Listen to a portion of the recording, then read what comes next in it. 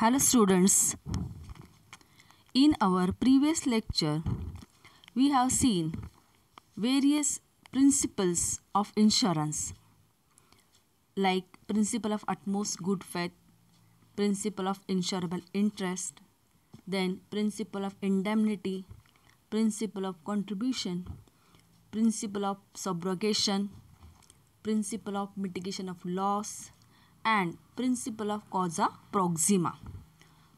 All these principles are applicable to the insurance. You know that insurance is a contract between two parties, between the insurer and the insured. In today's lecture, we are going to learn different types of insurance. In our syllabus, there are three types of insurance are included. First is life insurance, second is marine insurance, and the last one is fire insurance. So, here we are going to discuss the meaning of all these insurance and various policies which comes under this. Okay, so today we are starting with the first, that is life insurance.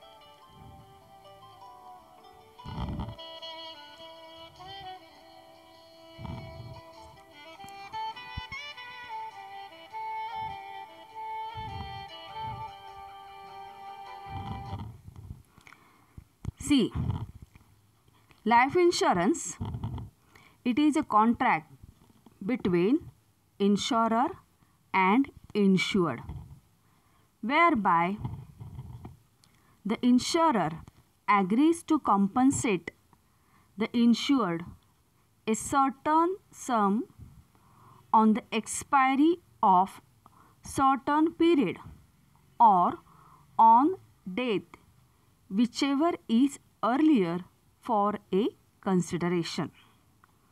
Now, why the life insurance is so important?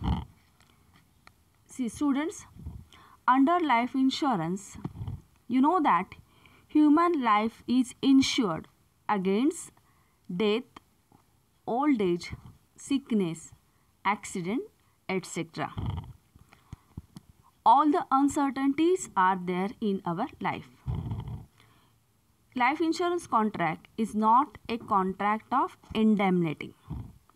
Therefore, the insurer has to pay a definite sum, means money, on the maturity of the policy. The sum has to be paid after the death of insured or at the expiry of the term. Actually, life insurance is not for the person who passes away, but it is for those who survive. It is the responsibility of every earning member to safeguard against the events that could affect the family in the unfortunate circumstances after his death. Thus, having a life insurance policy is very vital. आता life insurance की ज्याला मराठीमध्ये आयुर्विमा असं म्हणतात, तर हा आयुर्विमा का महत्त्वाचा आहे किंवा याचा नेमका अर्थ काय आहे? तर आयुर्विम्यामध्ये किंवा लाईफ इन्शुरन्समध्ये माणसाचं जीवन हे मृत्यू, उतारवय, आजारपण, अपघात इत्यादीपासून संरक्षित केलं जातं. आयुर्विमा नुकसान भरपाईचा करार नाही. त्यामुळे विम्याची मुदत संपल्यानंतर विमेदाराला ठराविक रक्कम दिली जाते. विम्याची रक्कम ठराविक मुदतीनंतर किंवा विमेदाराचा मृत्यू झाल्यास दिली जाते. खरे बघता आयुर्विमा हा मृत व्यक्तीसाठी नसून तो जिवंत व्यक्तींसाठीच असतो. घरातील कर्ता व्यक्ती म्हणजेच कमवणारी व्यक्ती जी असते की जिच्यावरती घरातील बाकी फॅमिली मेंबर्स अवलंबून असतात, ती व्यक्ती गेल्यानंतर ओढवणाऱ्या अकल्पित आपत्तीपासून रक्षण करण्याची जबाबदारी घरातील कर्त्या व्यक्तीचीच असते. म्हणून जगण्यासाठी आयुर्विमा अत्यंत महत्त्वाचा आहे. So here we can say that why the life insurance is so important, because after the unfortunate death of, we can say, the head of the family, the dependent in that family can survive with the help of this insurance policy. So life insurance is a contract between the insurer and insured. म्हणजे life insurance हा एक करार आहे. कोणामध्ये? Insurer म्हणजे company आणि इन्श्युअर्ड जो policy holder आहे त्याच्यामध्ये. तर इथे जी कंपनी आहे ती त्या पॉलिसी होल्डरला काही रक्कम ही देण्यासाठी तयार असते की समजा त्या व्यक्तीचा मृत्यू झाला किंवा त्या पॉलिसीची मॅच्युरिटी डेट ही झाली की त्याला ती रक्कम देण्यात येते. आणि त्यासाठी त्या पॉलिसी होल्डरला, अर्थातच इथे कन्सिडरेशन म्हणजे प्रीमियम आहे, त्या पॉलिसी होल्डरला दर महिन्याला त्या विम्याचा जो काही हप्ता आहे तो त्याला कंपनीकडे जमा करावा लागतो. तर अशा प्रकारचा हा करार आहे आयुर्विमा म्हणजे किंवा लाईफ इन्शुरन्स म्हणजे, की जिथे ती व्यक्ती आणि आपलं जीवन सुरक्षित ठेवण्याचा प्रयत्न करते. म्हणजे आपल्या मृत्यू पश्चातसुद्धा आपल्या परिवारातील लोकांना काही आर्थिक अडचण येऊ नये यासाठी केलेली ती प्रोव्हिजन असते. आणि इथे जी कंपनी असते ती अशा प्रकारची हमी त्या पॉलिसी होल्डरला देत असते की दुर्दैवाने यदाकदाचित त्या व्यक्तीचा मृत्यू झाला तर त्या पॉलिसीची सर्व रक्कम त्याच्या घरातील जे नॉमिनी असतात, पॉलिसीचे जे नॉमिनी असतात त्यांना देण्यात येईल किंवा त्या व्यक्तीला जो पॉलिसी होल्डर आहे त्यालाच ती परत मिळेल after the completion or maturity of that policy. म्हणजे अशा प्रकारे प्रत्येक व्यक्ती आपलं जीवन हे सुरक्षित करण्याचा प्रयत्न करत असतो आणि लाईफ इन्शुरन्सचा यामध्ये मोठं योगदान आहे. आपल्या देशामध्ये LIC, ज्याला life insurance corporation of India, he public sector under काम करणारी गव्हर्मेंट इन्स्टिट्यूशन आहे की जी अशा प्रकारची सगळी फॅसिलिटी आपल्या देशातील लोकांना देत असते की जेणेकरून ते वेगवेगळ्या पॉलिसी अंडर आपलं जीवन हे संरक्षित करू शकतात. Okay, now we will go ahead. Now we are going to discuss all the different types of life insurance policy. Actually, life insurance is providing different types of policy to the people like whole life policy, endowment insurance policy, term insurance policy, annuity policy, money back policy, child insurance policy, retirement plans and ULIP. So there are 8 different types of policies are available, and which one is suitable that can be selected by that individual person. The terms and conditions of these policies are different. It goes on changing depending upon which type of policy you are taking. Okay, so now here we are going to take all the main features of various policies. We are not going in detail of terms and condition of each policy. Just features we are discussing here. Okay, now take the first one, whole life policy. Under this policy, whole life of a insured, whole life of a person is insured. Okay, the insured cannot receive money from insurance company till he is alive. The money becomes payable on the death of insured person to the nominee or the legal heir of the deceased policy holder. आता बघा, hole life policy म्हणजे संपूर्ण जीवन विमा योजना. तर इथे ज्या व्यक्तीने पॉलिसी घेतलेली आहे, इन्श्युअर्ड, त्याचे पूर्ण जीवन हे काय केले जाते, संरक्षित केले जाते. आणि इथे insurance company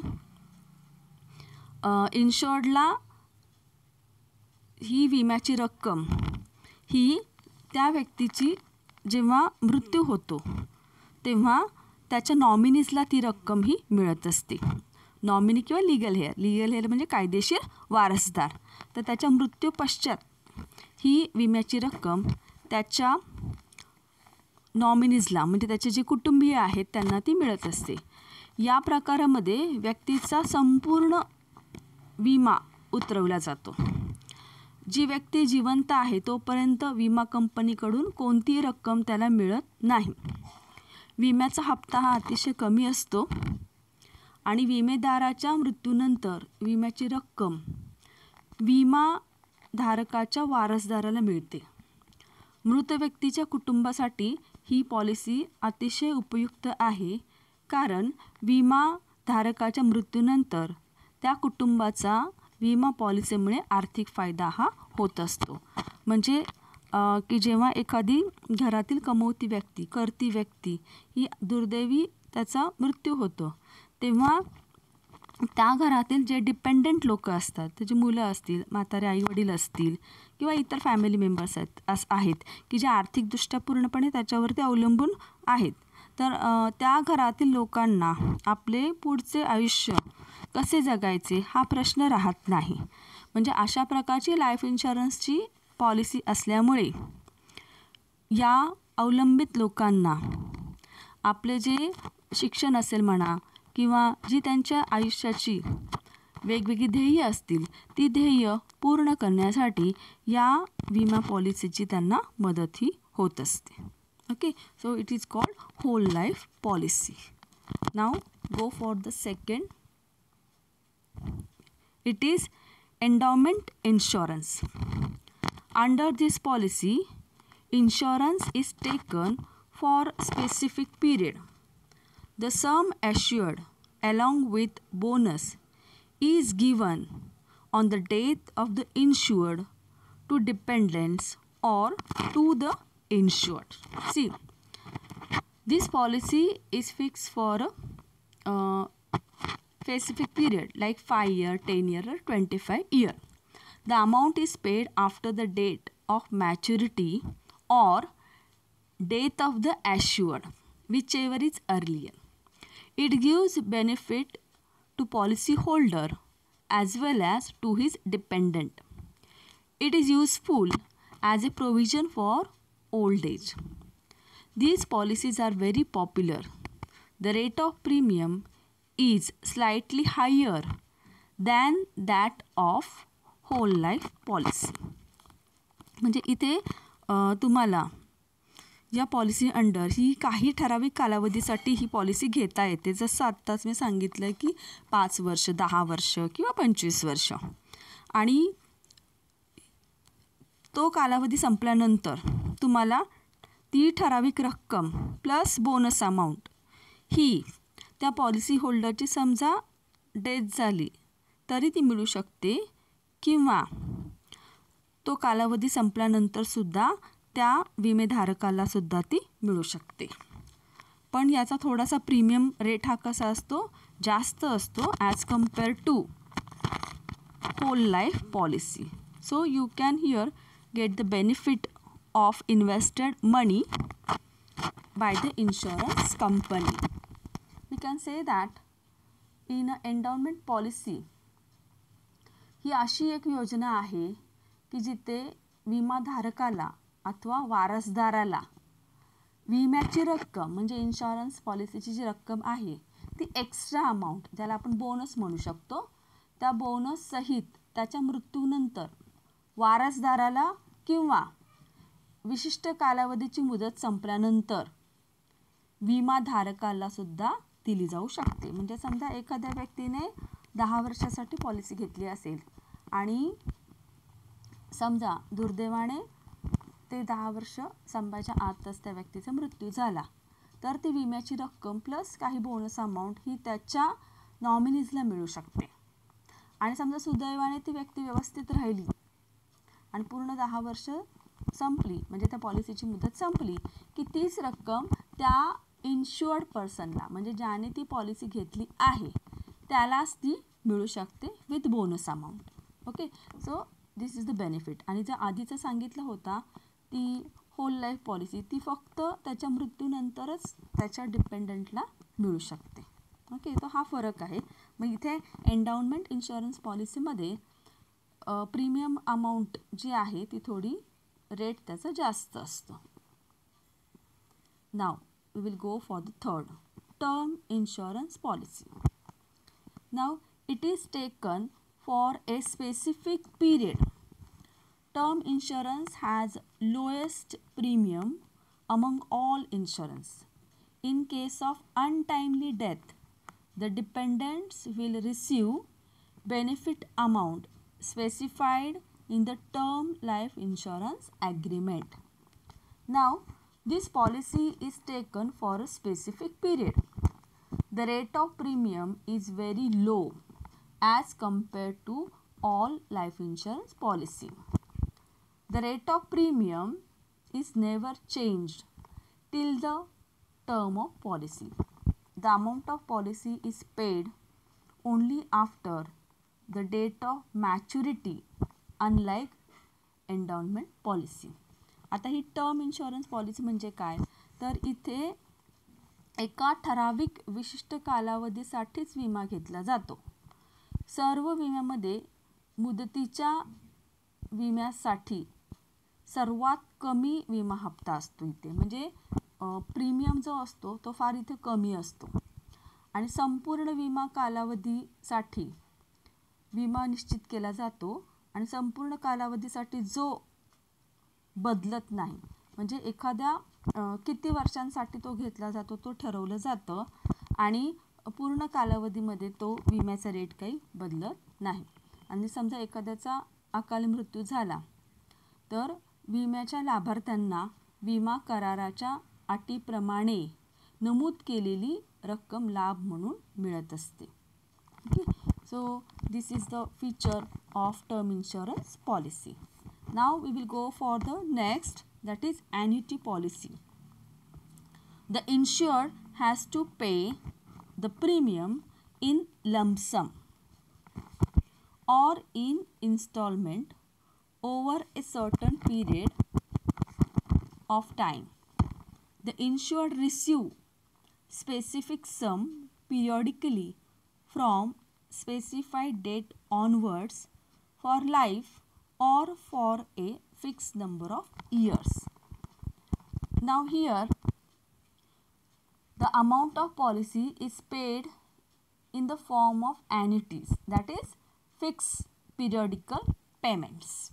The meaning of annuity is fixed periodical payments. So amount of policy is paid in the form of annuities for a specific number of years or till the death of assured.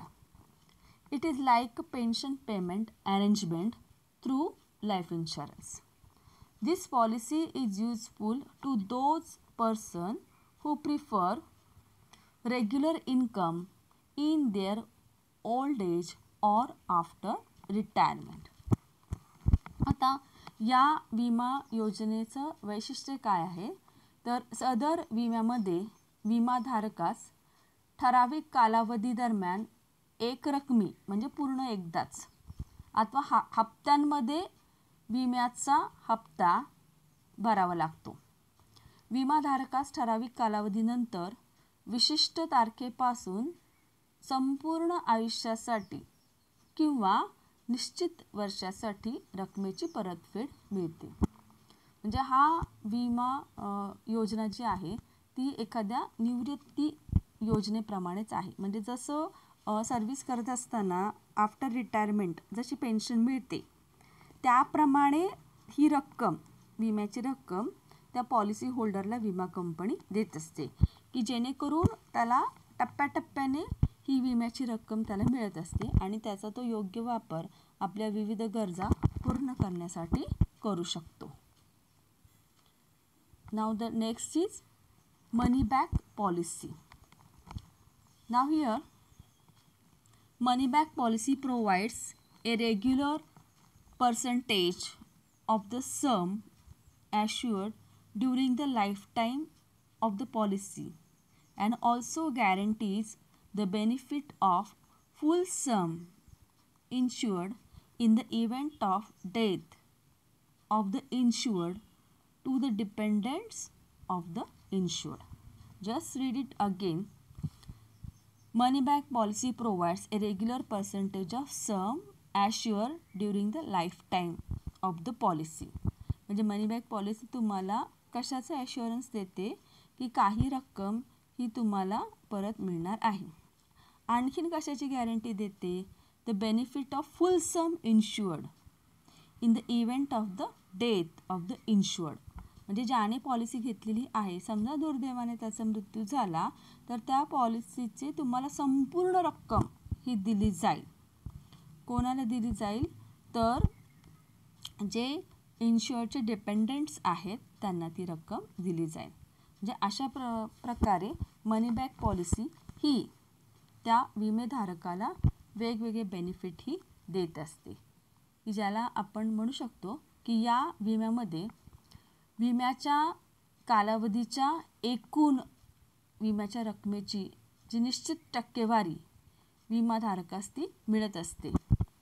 तसेच विमा कालावधी दरम्यान जर विमाधारकाचा मृत्यू झाला तर कुटुंबातील जे अवलंबित लोक आहेत त्यांना पूर्ण रकमेच्या लाभाची हमी देखील ती दिली जाते. म्हणजे सामान्यतः सदर विमा 4 प्रकारांमध्ये उपलब्ध असतो, जसे की 12, 15, 20, 25 वर्ष इत्यादी. तर अशा प्रकारे या मनी बॅक पॉलिसीचा फायदा लोकांना होत असतो.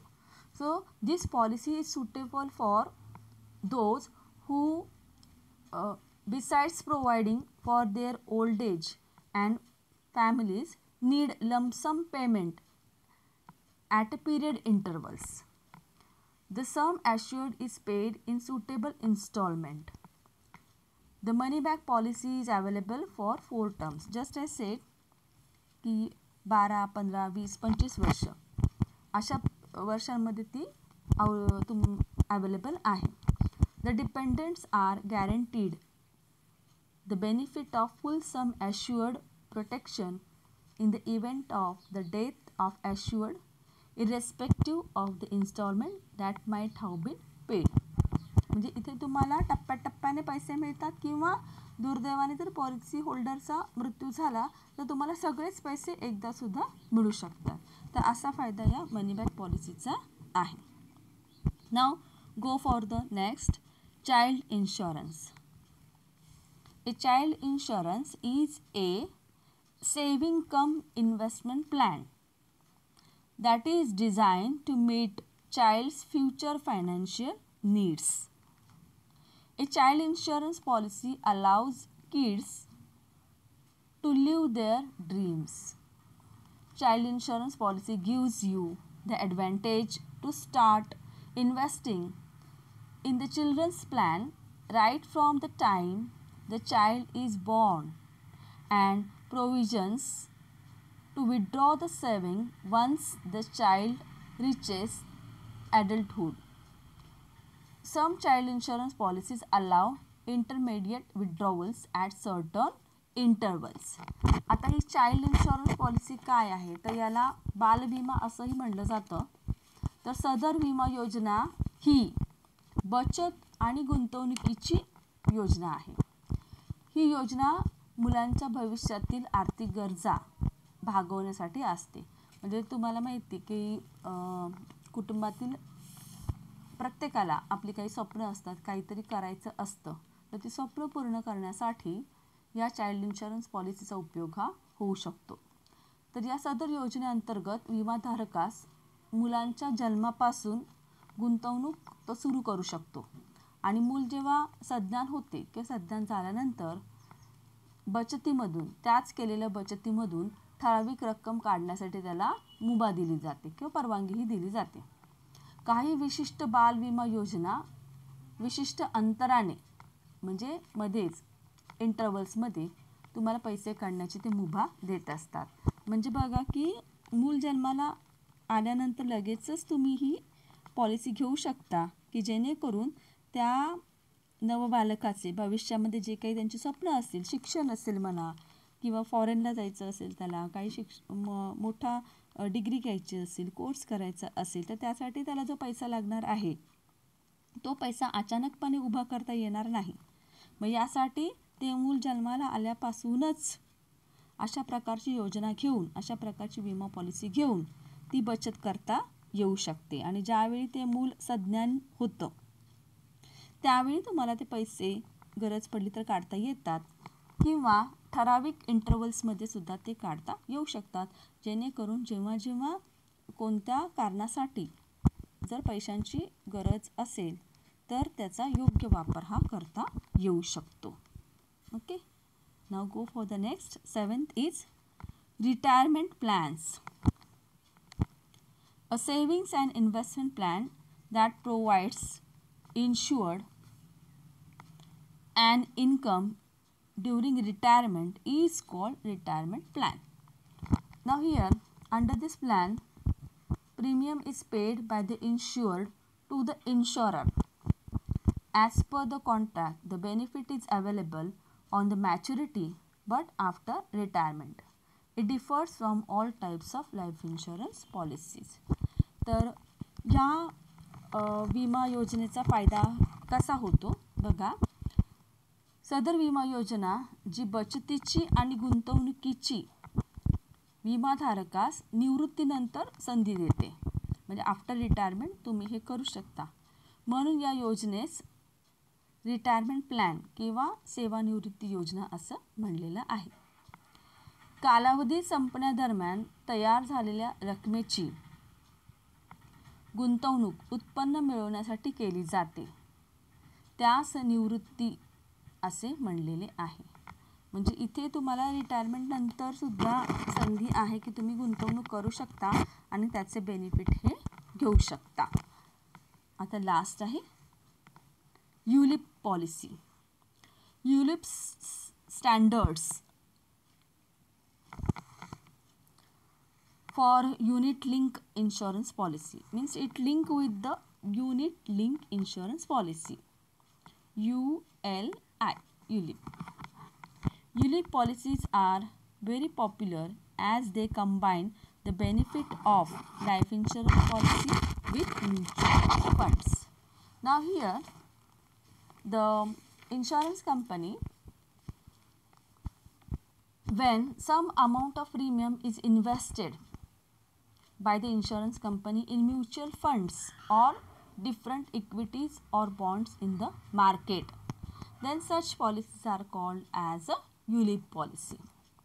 In that case, insured gets double income, that is benefit of life insurance also and benefit of mutual funds also. म्हणजे इथं विमा कंपनी तुमची जी विम्याची रक्कम आहे या पॉलिसी अंडर की जे तुम्ही भरणार आहात प्रीमियम, तर ती अमाऊंट त्यातील काही पार्ट विमा कंपनी वेगवेगळ्या सिक्युरिटीजमध्ये इन्व्हेस्ट करत असते की जसं म्युच्युअल फंड्स आहेत किंवा शेअर्स आहेत, तर त्याच्यामध्ये इन्शुरन्स कंपनी ती इन्व्हेस्ट करत असते आणि काही पोर्शन हा तुमच्यासाठी ठेवलेला असतो.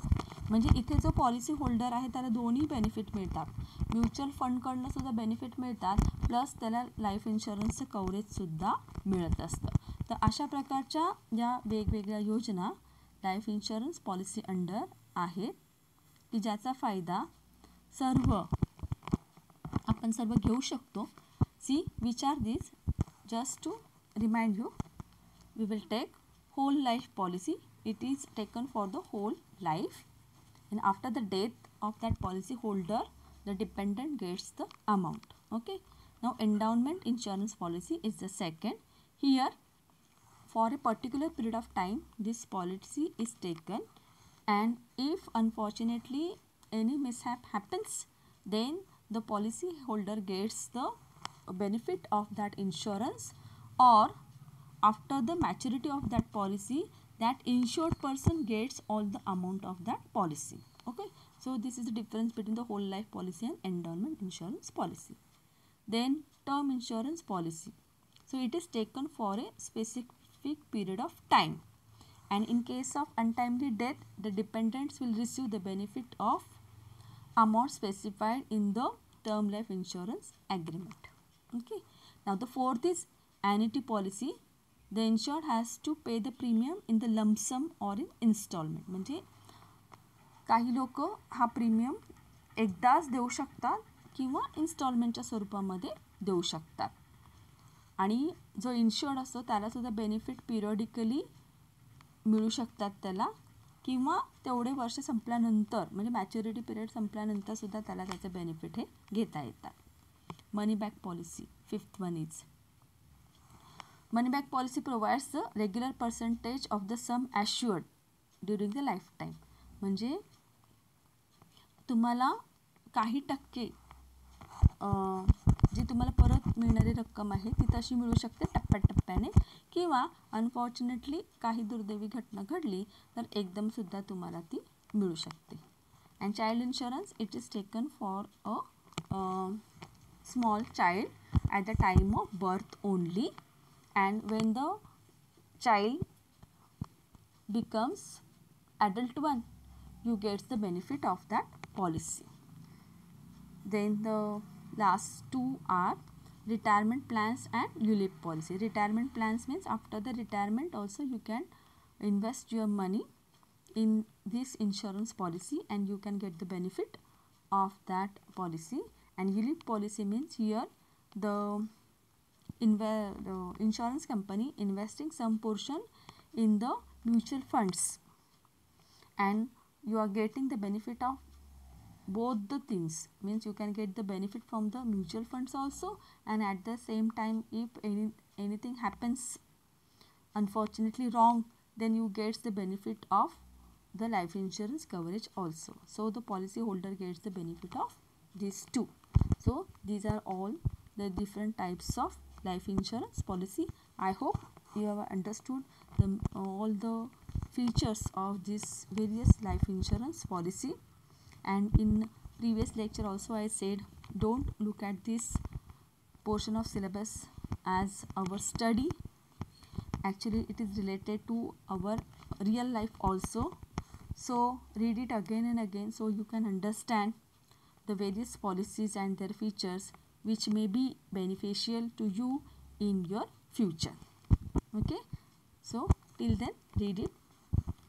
We will stop here. Take care, be happy, and goodbye. Thank you, students.